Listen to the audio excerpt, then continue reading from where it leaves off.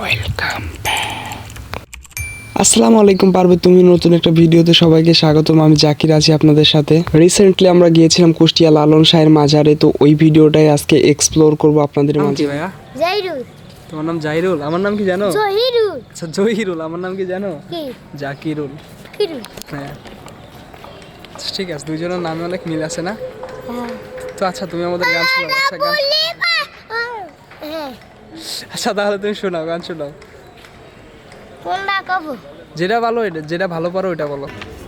মেঘের বিদ্যুৎ মেঘের যেমন ওটা লুকাইলে না পাইলে সেন ওপেন যে করেছে জানে, ওপেন যে করেছে জানে আমার মনের মানুষের জানে যে করে সে জানে আমার মনের মানুষের। এটা হচ্ছে লালন অডিটোরিয়াম। এখানে যারা লালন ভক্ত ফকির বা সাধকবৃন্দ আছে তারা এখানে রাত্রি যাপন করে এবং হচ্ছে তাদের পরবর্তী জীবনকাল এখানে অতিবাহিত করে থাকে। আদমে আহাদ গোপন মিমে দেখনু। এরপরে আমরা যাব হচ্ছে লালন ফকিরের সেই মিউজিয়ামে, যেখান থেকে আমরা তার জীবনকাল সম্পর্কে জানতে পারবো। A few moments later. Lalon sir এটা হচ্ছে তৎকালীন সময়ে রবি ঠাকুরের যে বড় ভাই ছিল, সেই বড় ভাইটা লালন সাহেব বসেছিলেন, সেই ছবিটা এভাবে আঁকাইছিলেন উনি নিজ হস্তে। হ্যাঁ, আর এটা লালন স্যার হচ্ছে ঘর, মানে ডোর আর কি, মানে দরজা, ঘরের যে দরজা সেই দরজাটা এটা।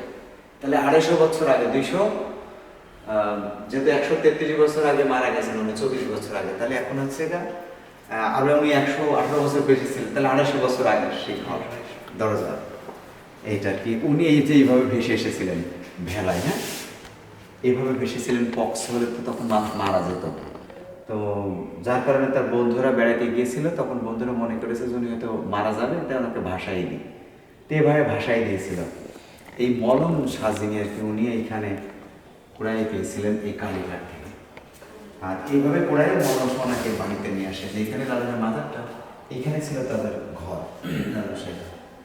আর তখন এই 4 চালা ঘর, তখন এই 4 চালা ঘরে যে লালনের যে মাজারটা, সেই মাজারের কাছে ওনাকে এইভাবে চিকিৎসা করা হয়, প্রাথমিক চিকিৎসা করে। তারপরে এই যে এইভাবে ওনার আবির্ভাব ঘটে, বাউল হয়ে তখন উনি ধ্যান তপস্যা করেন ওই ঘরের মধ্যে।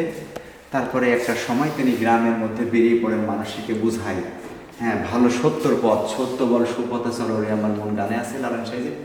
এই মানুষকে তার বাণী শোনাইতে লাগলেন, এইভাবে প্রচার করতে লাগলেন সত্য পথে। তারপরে তিনি এইভাবে কিছু মানুষ সংগ্রহ করে তার অনুসারী সৃষ্টি করে। এই অনুসারীদের নিয়ে তিনি তখন এই তার কালাম, মানে গানের কথা আর কি, গান প্রচার হয়। তারপরে একটা সময় উনি দোল পূর্ণিমা রাতে, দোল পূর্ণিমা যে একটা না, এটা দোল পূর্ণিমা রাত, এই রাত্রে কিন্তু এখানে একটা অনুষ্ঠান হয় 3 দিন ব্যাপী। একটা হয় তিরোধান আর একটা হচ্ছে দোল পূর্ণিমা রাত। এই দোল পূর্ণিমা রাত্রে উনি এই সঙ্গ দিতেন সাধুদের নিয়ে। হ্যাঁ, তারপরে এই যে এই ছবিটা তো দেখাইলাম একই বিষয় আর কি। আর এটা তো এই যে এই ছবিটা এখানে দেওয়া আছে না, আর ওনারা সব যারা আছে না সব ভক্ত, তার টোটাল সবগুলো তার খুব অনুষ্ঠানে সব কাছের মানুষ। ওনার ব্যবহারিত যন্ত্রাংশ এগুলো সব ওনার।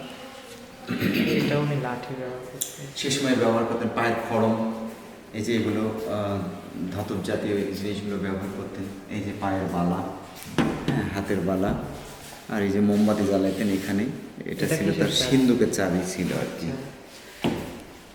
তারপরে এই সময় যে হুকু খেতে এক সময় জমিদাররা খেতেন, তো লালন সাহেব সেই ব্যবহারিক জিনিসগুলো আর কি।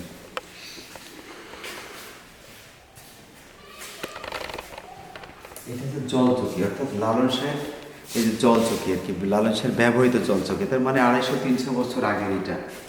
হ্যাঁ তাহলে অনেক পুরাতন। হ্যাঁ এটা